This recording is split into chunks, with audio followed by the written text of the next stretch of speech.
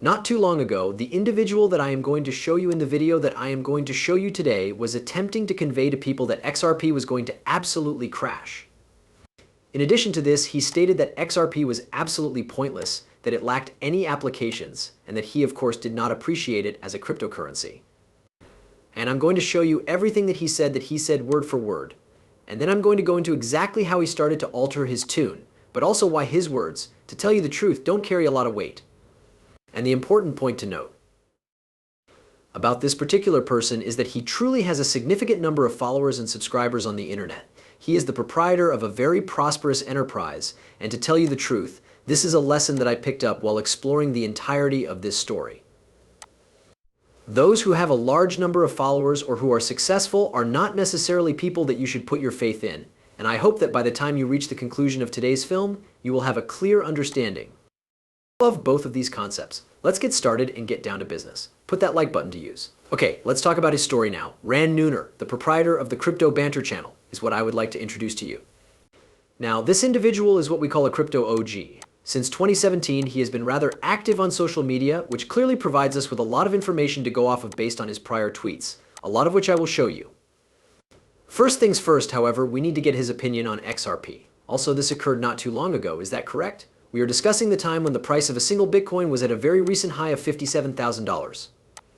Specifically, we are referring to the most recent couple of months. It is true that he made some of these claims, and it is also true that he made some of the statements that we are going to discuss many years ago nonetheless. Regardless of this, it all contributes to the larger narrative, which I will discuss in more detail later.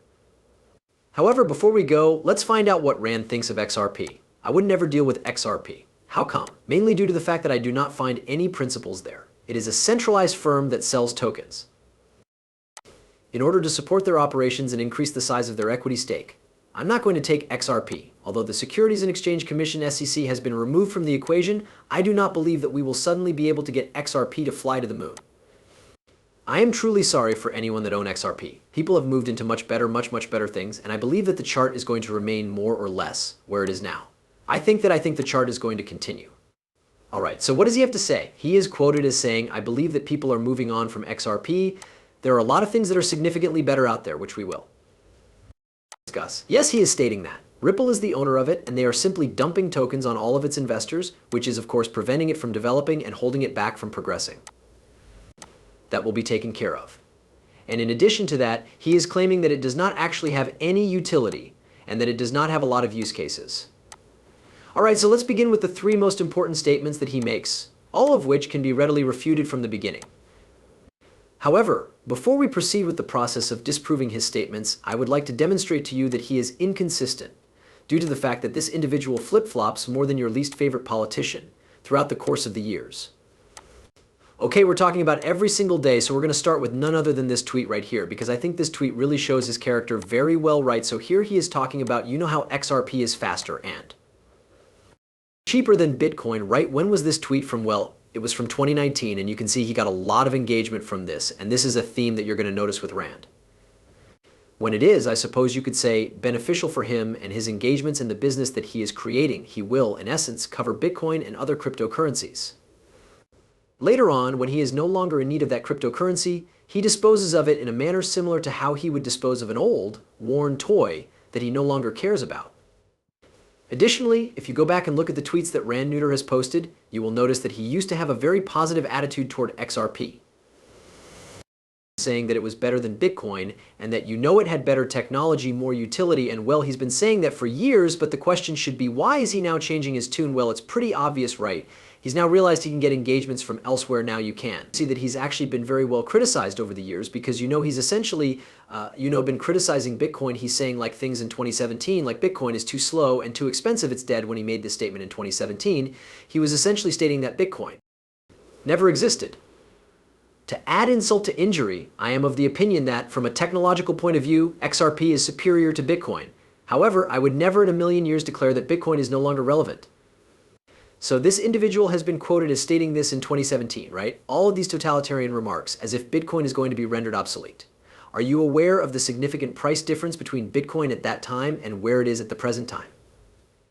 I mean, it is evident that individuals would have suffered a significant amount of loss if they had been paying attention to what he was saying. In addition, the individual with whom he was conversing in this tweet right here made a remark that was certainly worth considering. As he puts it, gold is prohibitively expensive, whereas feces is more affordable. Yes, you should stick to feces. You just can't argue with that line of reasoning. Simply put, he is arguing with his own logic throughout the entire process. After that, what kind of response does Rand give? As a result of its head start, he predicts that the market cap of Ethereum will be twice as high as that of Bitcoin in 1 year. 2017 year. In 2017, Randuter was saying Ethereum is going to be double the market cap of Bitcoin. I mean, I don't think it takes a genius for us to look back on the charts and realize, okay, well, that most definitely is not the case. In fact, let's just do a quick little side-by-side comparison in terms of market capitalization to, make my point stick a little bit more. I mean, this guy was on record saying some pretty outrageous stuff, and then don't get me wrong, as everyone has thought, Ethereum and Bitcoin would have their day, but even today, Bitcoin is like Ethereum is 1/4 of Bitcoin's market capitalization. Ethereum is 1/4 of Bitcoin's market capitalization.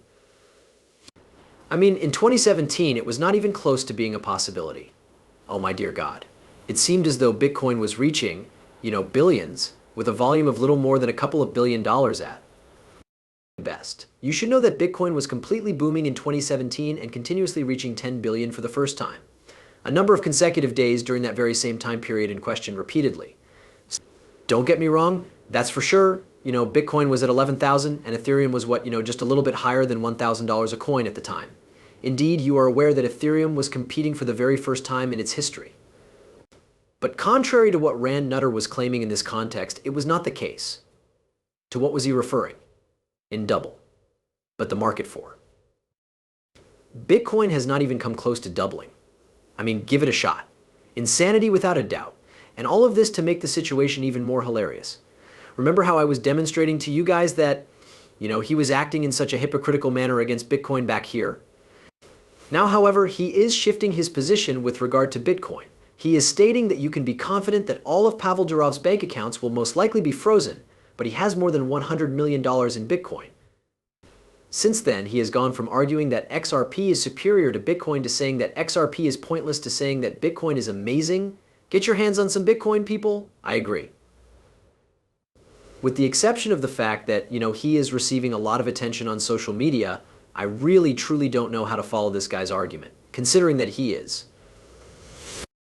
receiving over 400,000 views on his tweets that were published a few days ago. It is reasonable to assume that this individual is simply acting in a manner that he believes will result in the greatest number of engagements.